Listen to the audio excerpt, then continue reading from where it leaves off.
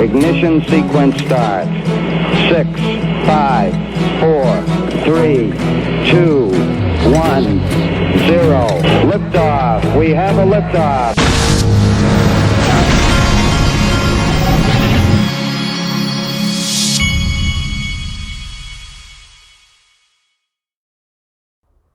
Hey everybody, this is the Digital Asset Investor, and I wanted to show you this Elon Musk reply to this tweet.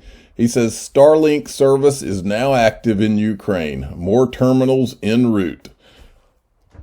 I've always felt like Starlink is a part of the bigger picture, and this tweet is just a reminder for me.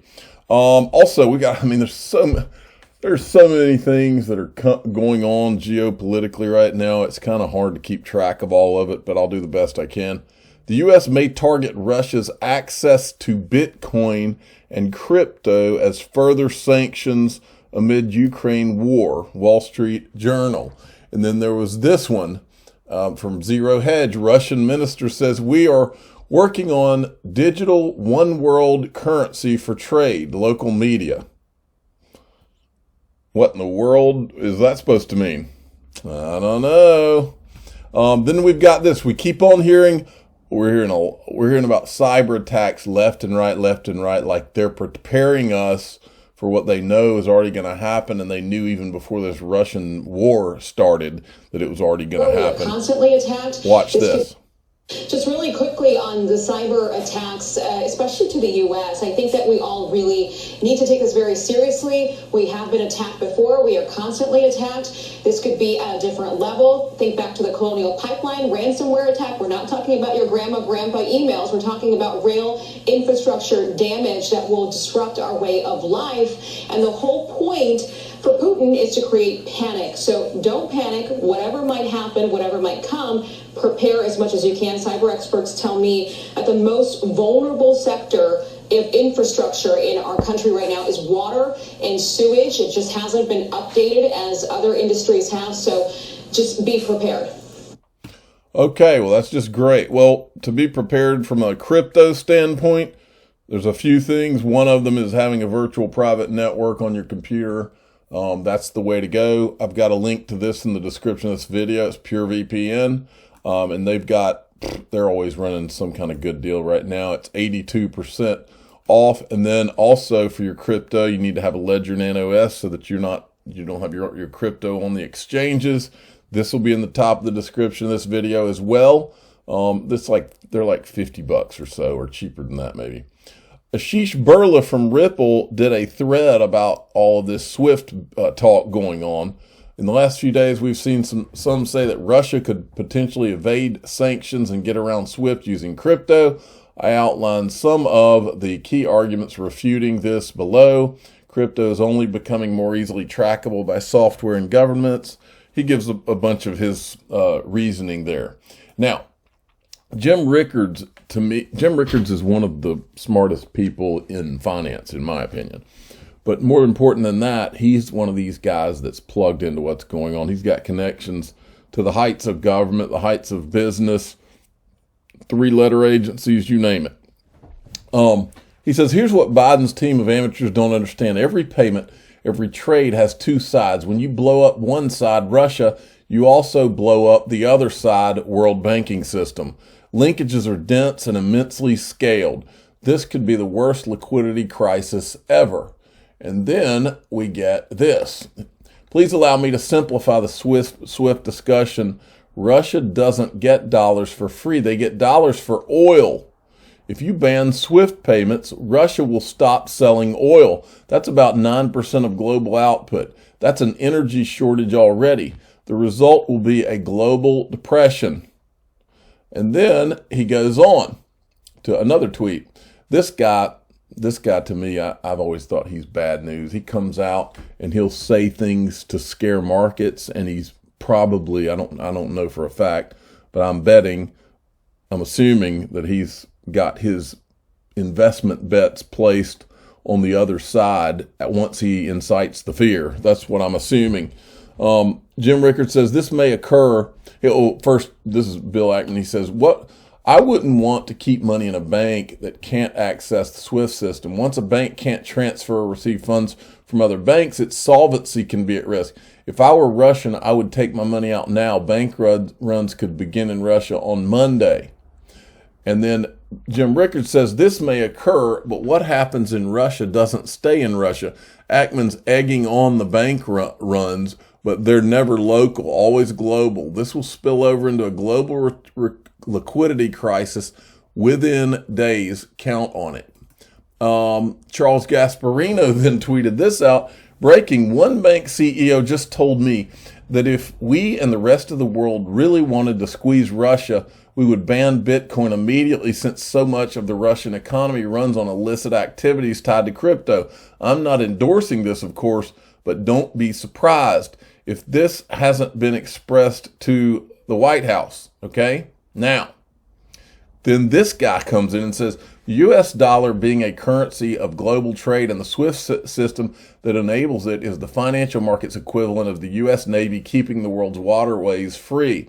It's why the U.S. should ban Bitcoin and any other decentralized currency that weakens this even 1%. Okay? Now, this is where it gets interesting. I've played you this video before. I'm going to play it again just because of what I'm going to lead into. Because you really need to pay attention here, because this is what's really going on in my opinion. First of all, listen to this. Now, I'm not saying that Putin created Bitcoin. I'm saying he could have, always have said. But I want you to listen to this. Putin. This is Dan Pena. You know who's behind Bitcoin? Putin. It's a Ruski conspiracy to fuck up the American economy and the world. It's a long-range plan he started 7-8 years ago. He's going to see the demise of the Western financial world while he's still the head of Russia. He's going to be there long enough.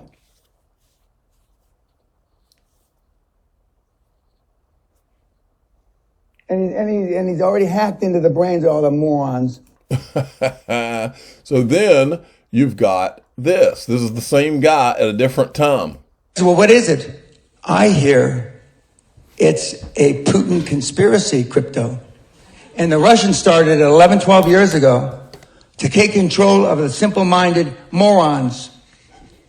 And it's worked. And it's worked. Now, just what if it was a Russian conspiracy? Just like they hacked in and all this stuff that they did? What if it is? What is it? 11, 12, 15,000, something like that? I have people that bought it at $200. What if it is a Russian conspiracy? They'll overthrow the world from the financial markets. Okay, so now that you've heard that, I played part of this video about a month ago. But now I've put up the entire video because at the end of, stay tuned all the way to the end, because at the end of the video, it might hit you between the eyes. The petrodollar is actually a And by the way, what I said here at the top is correct. This is not just about Ukraine. That's just part of it. It's about the petrodollar. Digital currencies have always been about the petrodollar, in my opinion. Bitcoin and Ethereum always have been a distraction, prototypes. Joseph Lubin even called Ethereum a toy, or proof of work Ethereum a toy. He called it himself. Those are not my words. Many people have called these prototypes. I believe they've been an intentional distraction. Meanwhile, XRP and XLM have always been the most effective digital assets that actually work from day one. And watch this to the end. And like I said here, I'm buying XRP, XLM, and gold because I think that's where this story ends, along with a handful of other digital assets, not more than 15 or so. The petrodollar is actually a device invented by Kissinger and Nixon. The standard of living of all Americans can be traced back to here, the vast oil-rich deserts of Saudi Arabia. In the early 70s, after the Arab crisis happened with the oil embargoes, OPEC basically tripled the price of oil to the Western world. And at that time, America realized that they were vulnerable because they were importing about 70% of all the oil they consumed.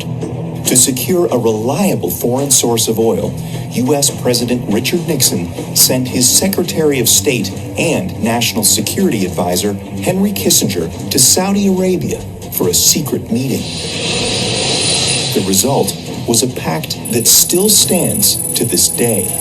If Saudi Arabia, which at the time was the world's largest producer of oil, would sell the oil in US dollars, America would defend Saudi Arabia and make sure the House Assad would stay in power. As a direct result of this U.S.-Saudi agreement, all other oil-producing nations also adopted the dollar as the de facto medium of exchange. Demand for it increased exponentially all over the world, and soon it had a new name, the petrodollar. Your currency is only as strong as the demand for it, just like anything else, a supply and demand. Why the petrodollar is important, it causes a demand for the US dollar. A lot of Americans don't realize that over 70% of all the $100 bills in the world are actually outside of the US. There's more $100 bills in Russia than there are in America. This stockpile of US dollars in countries around the world is because oil is bought and sold using the greenback. If oil starts trading in non-petrodollars, such as gold or a basket of currencies, or if China and Russia start trading in yuan and ruble rather than US dollars, that demand isn't there. And the way of life for the average American will be done. It will be worse than the Great Depression. To date, anyone who's potentially threatened the status of the petrodollar hasn't fared well. Libyan strongman Muammar Gaddafi publicly pushed for a Pan-African gold-backed currency that he would trade for Libya's oil. He was killed during a US-backed revolution in 2011. And just a few short years before, Iraqi dictator Saddam Hussein advocated selling oil for euros. At this hour, American and coalition forces are in the early stages of military operations to disarm Iraq. The U.S. invaded under the guise of looking for WMDs. Iraq did not have any weapons of mass destruction. And interestingly enough, after the Americans invaded, took over, put in their own government, the whole concept of selling oil in euros never surfaced again. Today, many countries resent the current petrodollar system, and their leading spokesperson is none other than Russian President Vladimir Putin. Americans should be very worried about what Putin can do. There is a new Cold War going on. It is the colder war. That is exactly what's going on. And who's in the center of this push? Vladimir Putin. And the petrodollar is so crucial to the colder war. The only thing holding America right now at the top is the petrodollar. And let me make it very clear. If the petrodollar dies, so does America as a superpower. Yeah, thank you a lot, U.S. politicians. You destroyed the economy of this country. You printed all these U.S. dollars. Thanks a lot, Federal Reserve. You really did our children and grandchildren a great favor. We appreciate it. John Deaton had an excellent thread that you need to all go through. He has basically outlined our entire journey, how Ethereum became the only game in town, and it's got all of the video evidence. I mean, John spent a lot of time on this one. It's great. Go through it. I may, when I get a chance, get him on and go through it too. Now, as we showed you last Friday, it came out Friday, the Freedom of Information Act list that came from Empower and their Freedom of Information Act request to the SEC.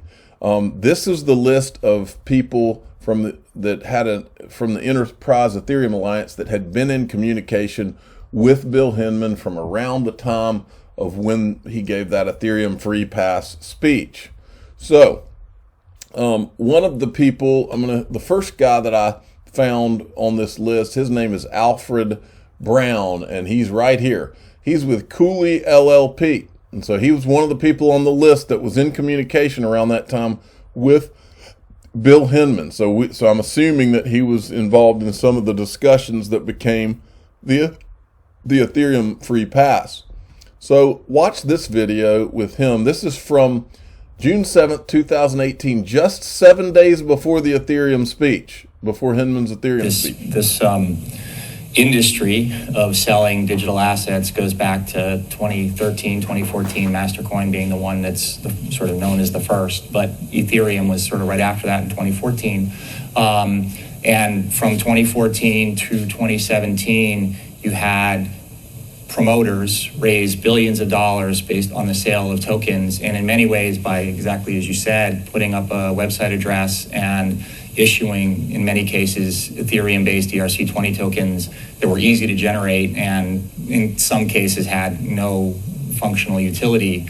I think when we started to talk to companies about this, particularly the companies that wanted to do this in as compliant and as above board way as possible, we felt that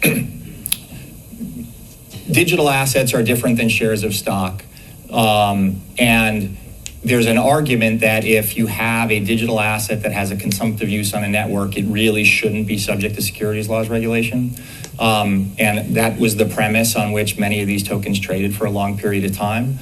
But I guess from our perspective, as we counseled clients about it, it's safer, particularly in the early stages before you get to a point where you have a robust network that's working, to treat the issuance as if it were a security. And that's sort of where we came to the SAFT and the idea that really the only people that should participate, particularly in the early stages of the project, would be accredited investors. I think when the SEC was largely silent in this space until July of 2017, and then they came out and suggested that certain types of tokens really should be treated as a security. The enforcement action is the DAO enforcement action, and there were a bunch of things about the DAO that were unique. First and foremost, the token itself had characteristics that looked a lot like a share of stock. It gave people the right to vote. You got cash flows based on a return of investment. So the characteristics of that token looked a lot more like a share of stock than some of the other consumptive use tokens. So the industry sort of digested that and said, well, we better be careful, particularly for those tokens that have securities-like characteristics. But then I think in the fall of 2017, as you got into Christmas time, and particularly after that, now infamous Thanksgiving where everybody went out and bought Bitcoin, the SEC really took a more aggressive tack and said, we think almost all these altcoins or digital tokens are securities. And in fact, in the context of Bitcoin, suggested for a time that it might be a security. They have recently sort of backed off that notion relative to Bitcoin at least, but there's still a pretty healthy debate as to whether Ripple should be a security or Ether should be a security. And so the industry is sort of struggling with, at what point do you have a token that is... I won't play the rest of it, but basically he said there that there's still a pretty healthy debate. So there's a pretty healthy debate just 7 days before they give Ethereum a free pass. There's a pretty healthy debate about both XRP and Ethereum. And here you've got Ethereum getting a free pass. And with all that we know now, how freaking embarrassing and shady, more importantly, is this whole thing. Now, here's another guy. Patrick Gibbs was also on the list. You'll see him right here. He's also one of the people that was in communication with Bill Hinman, and I went and found a clip of him. Listen to what he said. Here's a guy that was in communication during the time, and he doesn't think that it's very clear. I think that's another area where the SEC's approach to this thing, frankly, surprised a lot of people who had spent a lot of time thinking about these issues before the SEC started speaking. I think that the SEC, as a general matter, has set a very, very, very high bar for what they would consider utility or functionality, much higher, I think, than people expected going in. And now, having said that, they also have not drawn a very clear line. I don't think anybody can really say with certainty where that line is drawn. All they've said is that they think Ethereum and Bitcoin are sufficiently decentralized and functional. But but they haven't really said where that line is drawn, and everything else that they've spoken to, they've said is not sufficiently functional or decentralized. So, yes, it's come up. I think that is one area where they've set the bar in the wrong place, frankly. All right, so let's think this through. So I played you a video the other day of, you remember Nancy Wotas, who's also at Cooley, and Wendy Moore, who's at Perkins Coie.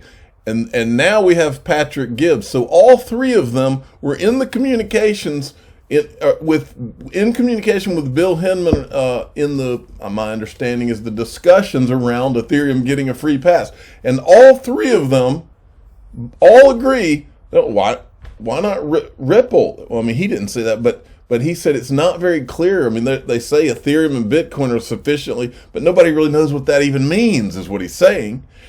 And we've got Nancy Wotas and Wendy Moore. Wendy Moore actually said, "Why not Ripple?" So it's obviously that it's a complete gray area. Nobody knows, and yet Ripple's being held to a completely different standard. If you put the microscope on the guys that created Ethereum and founded Ethereum that have been put on Ripple, it's game over. And you might even have people that have worse problems than whether or not Ethereum's a security. So this is a complete farce from the word go, and everybody listening to my voice knows it. I don't care if you're an Ethereum person or not. It's a joke, and I think it's worse than a joke. I think it's words I won't even say. I'm the digital asset investor. I'm not an investment advisor. This is for entertainment purposes only. Please subscribe, hit the like button, tell your friends and family that this whole thing is one big farce. And everybody, including Gary Gensler, knows it. Thanks for listening.